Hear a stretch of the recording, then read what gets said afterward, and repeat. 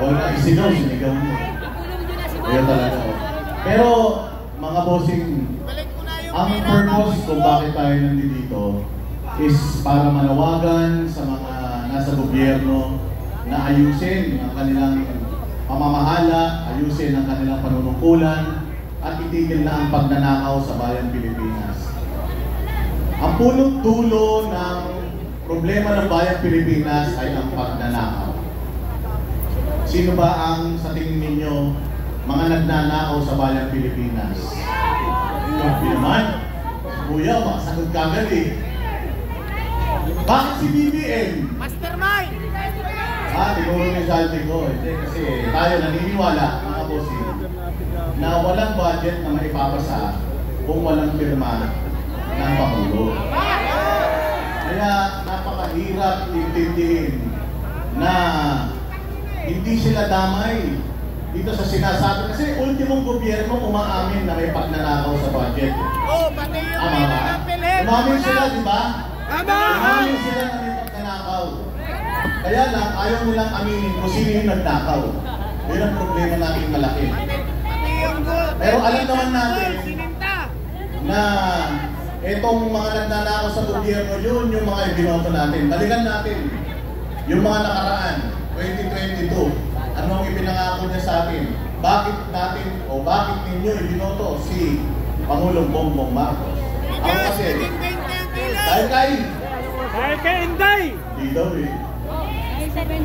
Hindi daw eh. Dahil saan? Ano ba mga ipinangako ni Presidente sa atin? Yun na lang ang balikan natin. 20 kilo! Ang pinangako una-una ni Pangulong Marcos sa atin, itutuloy niya ang lahat ng mga programa ni Pangulong Duterte. Tama? Tutuloy niya daw lahat. Pero unang-unang ginawa ng ating Presidente, Executive Order 01, binuwag niya yung PACC, Presidential Anti-Crime Commission. Yung Presidential Anti-Crime Commission, binuo yun ni Pangulong Duterte specific para targetin lahat ng mga pagnanakaw sa Pilipinas, ng mga taga-gobyerno. Anong sabi niya? May ombudsman naman eh. May OWA naman eh. Diba? Yun ang sinabi niya eh. Tinanggal niya yung kagad. So, una pa lang, alam na natin kung ano yung plano nila sa bayang Pilipinas. Halata na masyado! Ang pinag-uusapan natin ngayon, 2025 budget lang. Alam niyo ba na 2024 budget pa lang, mas malaki na ang budget ng DPWH kesa sa education sector. Nasa batas natin na dapat ang pinakamalaking allocation ng budget mapupunta sa education. Pero since 2024 budget, mas malaki na yung budget ng DPWH kesa sa education. At naulit yan, 2025. Sa tingin ba ninyo sa nangyayari sa bayang Pilipinas ngayon, nagnakaw sila 2025 lang? Sa tingin ninyo? Sa tingin ninyo? Sabi, hindi ako nagsabi ha. Si Kuya nagsasabi. 2023 pa lang daw, ninanakawan na tayo.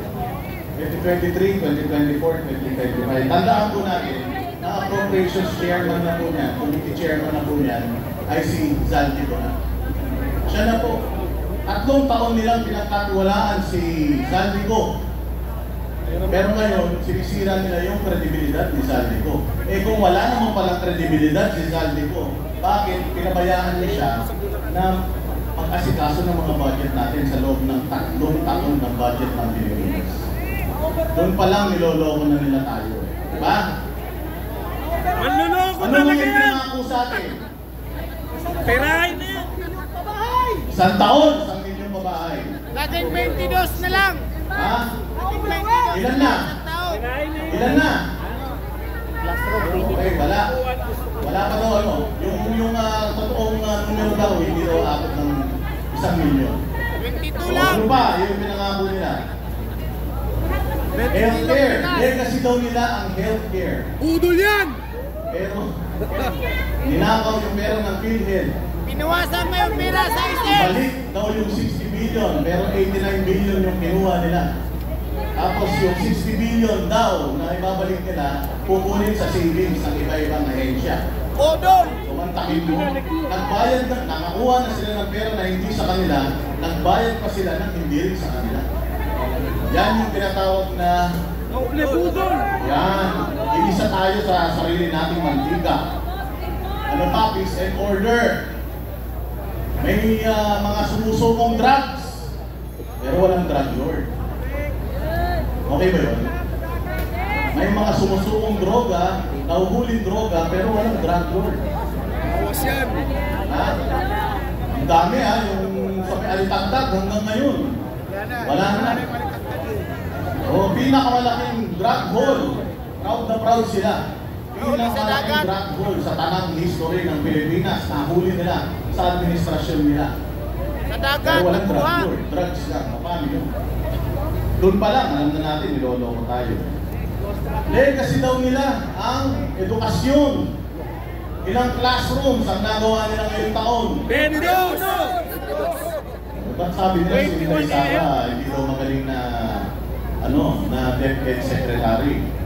Kung sila sa loob ng isang taon, 22 na classroom lang napagawa nila. Talo sila ni Pastor Tibuloy. Alam niyo ba si Pastor Tibuloy mayroong high school na pinagawa dyan sa Tamayong, sa Davao.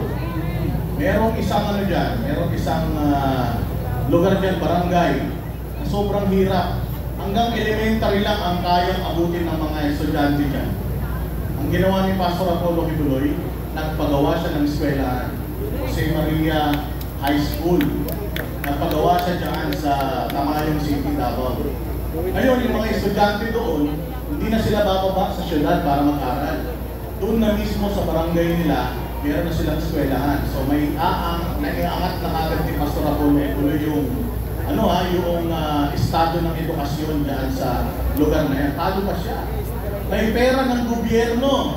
Pero 22 classrooms lang ang nagawa nila. Si Pastor Apollo Kibuloy, walang pera ng gobyerno, pero napakarami ng nagawa para sa bayang Pilipinas. Tama? Dating itinaas ni Pangulong Duterte ang dignidad ng ating mga kapulisan. Dinoble ang sweldo. Alam nyo, kaya dinoble ni Pangulong Duterte ang sweldo ng mga pulis. Kasi sabi niya, lulong kayo sa loan. Loan kayo ng loan. Ang dami niyong babae. Wala naman kayong pera. Kaya nangyayari, maglo-loan kayo ng maglo-loan. Pag nag-loan ng nag-loan, walang sasahurin ilang taon. Ang gagawin ng pulis, mangungurako. Mangungotong. Ang ginawa ni Pangulong Duterte para hindi na kayo mag-loan, dadagdagan natin yung sweldo ninyo. Saya-saya natin nun. Pero nagtrabaho talaga yung mga pulis. Oo, matapos yun. Nung naging presidente, ito si Pangulo, Diyos ko po. Tingnan nyo ang ginawa nila sa mga kapulisan natin. Natatandaan nyo ba yung 16-day KOJ siege? Ginamit nila yung mga kapulisan para pupubin yung simbahan, banal na dako ng Kingdom of Jesus Christ. Ginamit nila yung mga kapulisan para dumabag sa batas. Yung mga pulis dapat sumusunod sa batas yan. Pero yung mga pulis ay kinakasaklakan nila para lumabag sa batas. Pumunta sila doon gamit ang warrant of arrest ng isang tao na hindi naman taga doon. Tapos 16 days sila na nagstay doon sa loob. Tama ba yun? naghukay pa. Mali, wala sa batas, tama.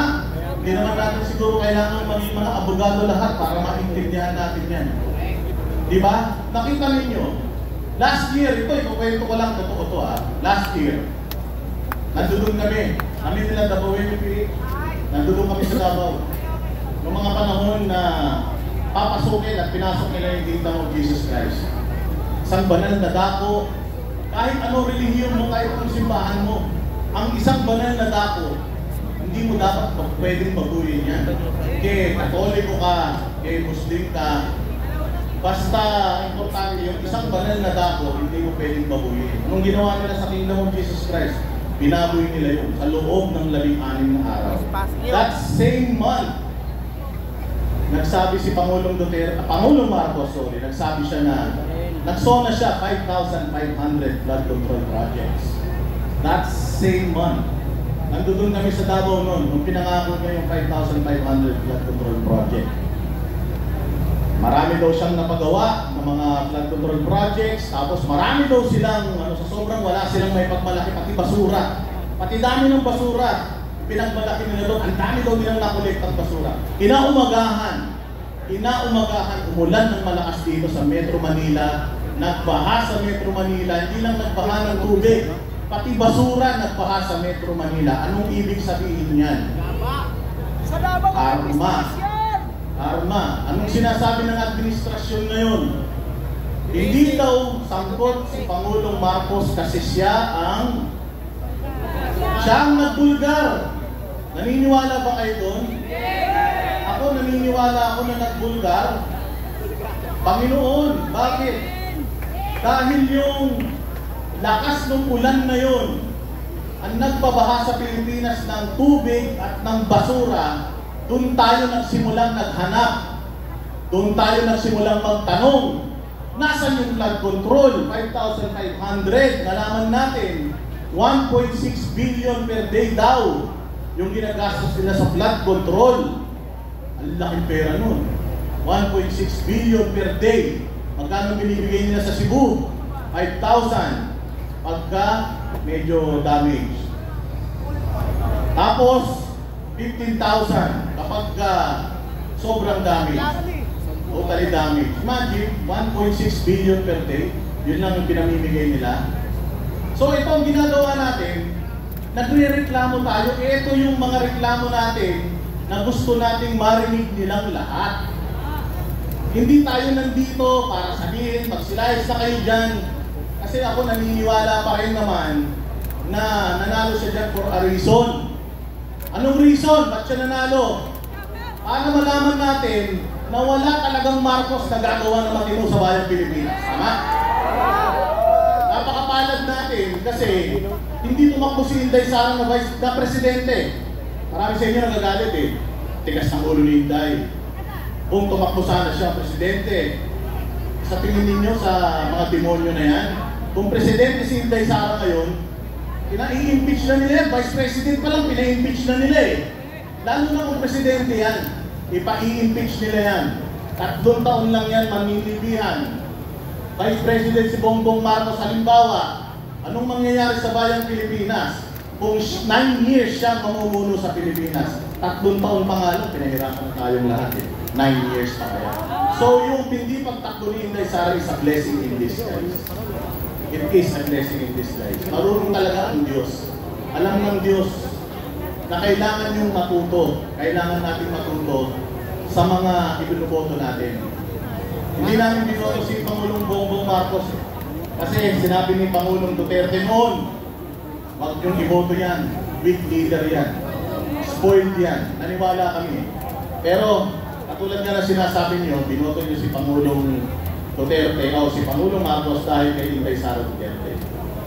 Ngayon ito, mga bossing, gusto ko lang ipaintindi sa inyo kung gaano ka-traidor itong gobyerno na to bago tayo mamaalam.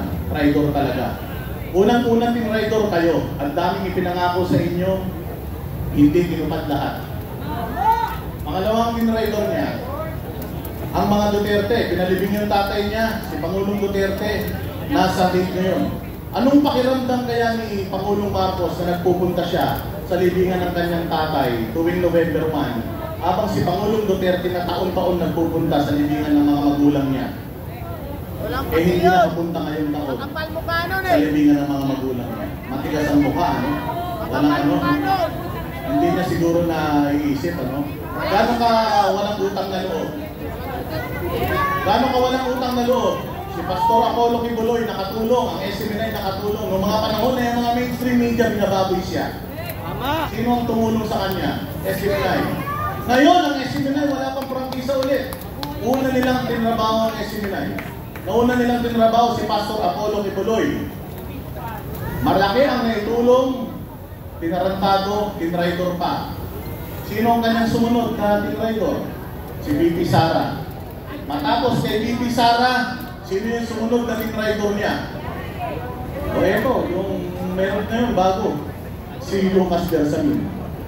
O, nagbitiw daw. Pero alam naman natin na hindi naman talaga nagbitiw yan.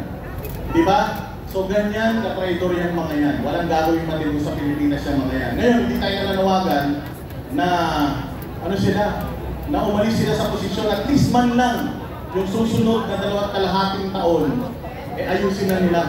Kung pwede lang, lahat ng korupsyon sa Pilipinas, solusyonan na nila. Kung pwede lang, magservisyo na sila. Mayaman na sila masyado, hindi nyo na madadalian sa kabilang buhay yung mga kayamanan ninyo. Kaya sana, itigil na po natin yung korupsyon. Sana makulong yung mga dapat makulong. Saka sana makaahon na Pilipinas. Maraming salamat, marami po pong magsasalita. Mga 5 araw yung minanda ako speech eh. Pero okay na to. Manood ka lang kayo ng vlog ko. Kung ano sasabihin yung iba. Maraming salamat. Magandang gabi po. Maraming